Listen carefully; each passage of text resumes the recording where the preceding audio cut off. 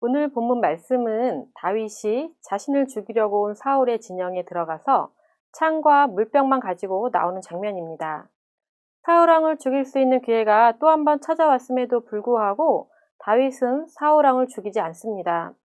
24장의 동굴에서 사울을 만나 죽일 수 있는 첫 번째 기회에서는 마음이 조금은 흔들렸지만 나발의 사건을 겪으면서 자신이 원수갑지 않아도 하나님께서 해결해 주신다는 것을 확실히 알았기 때문에 오늘 본문에서는 흔들리지 않습니다. 하나님께서 기름 부은 왕인 사울 왕을 죽이는 것을 하나님께서 원하지 않으신다는 것을 이제는 너무나 잘 알았던 것입니다. 안전한 거리를 확보한 후 다윗은 사울 왕 진영의 사울의 군대 장관 아브넬을 부릅니다. 그런데 이상한 것은 사울의 군대 장관 아브넬을 불렀는데 아브넬의 대답은 누가 왕을 부르냐라고 대답합니다. 여기서 사울 왕의 군대 장관인 아브넬의 야심과 그의 실질적인 위치를 알 수가 있습니다. 나중에 사울 왕이 죽은 후에 이 아브넬은 사울 집안의 절대적인 권력자의 모습으로 나타나기도 합니다. 이렇게 다윗은 사울의 군대 장관 아브넬이 실질적인 권위자라는 것을 의식하고 아브넬을 부른 것입니다. 그렇지만 다음의 말에서 다윗은 아브넬을 조롱하며 다그칩니다. 왕을 보호해야 할 의무가 있는 군대 장관이 왕을 제대로 보호하지 못했음을 다그친 것입니다. 정말 충성된 신하라면 왕을 자신의 목숨같이 지켜야 하는 것이 마땅한데 그렇게 하지 못한 것은 왕에게 죄를 짓는 것이고 또한 하나님께서 기름 부은 왕을 위험에 빠뜨린 것은 결국 하나님께 죄를 짓는 것이라고 야단을 치는 것입니다.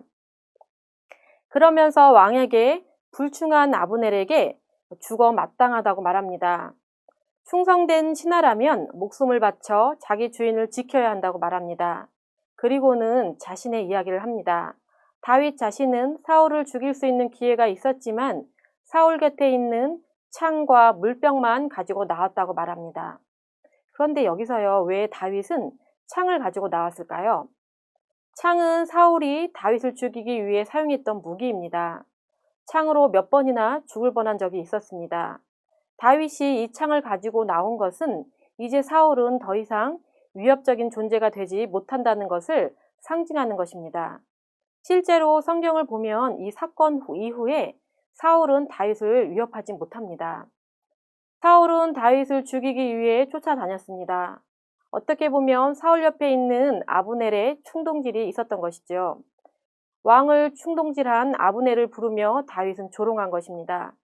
진정한 충신이라면 왕을 보호해야 하며 그렇지 못한 아브넬은 죽어 마땅하다라고 말하고 있는 것이죠. 왕을 지키지 못한 아브넬은 죽어 마땅한 불충한 신하이고 반대로 다윗 자신은 왕을 보호한 진정한 충신이라고 말합니다. 왕을 죽일 수도 있었지만 죽이지 않은 것을 이야기하는 것입니다. 그러므로 다윗은 사울에게 자신이 적이 아닌 충성된 신하라고 분명히 말합니다.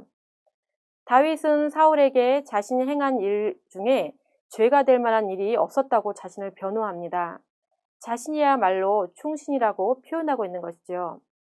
만약 하나님의 뜻이 자신이 죽는 것이라면 죽겠지만 그렇지 않으면 자신을 죽이는 일을 그만두라고 말합니다.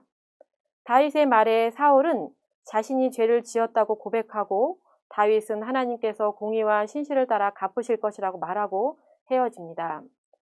오늘 말씀을 통하여서 하나님을 온전히 신뢰하는 다윗의 모습을 통하여 하나님의 뜻대로 행하는 자들이 하나님의 신실한 종이라는 것을 깨달을 수가 있어야 합니다.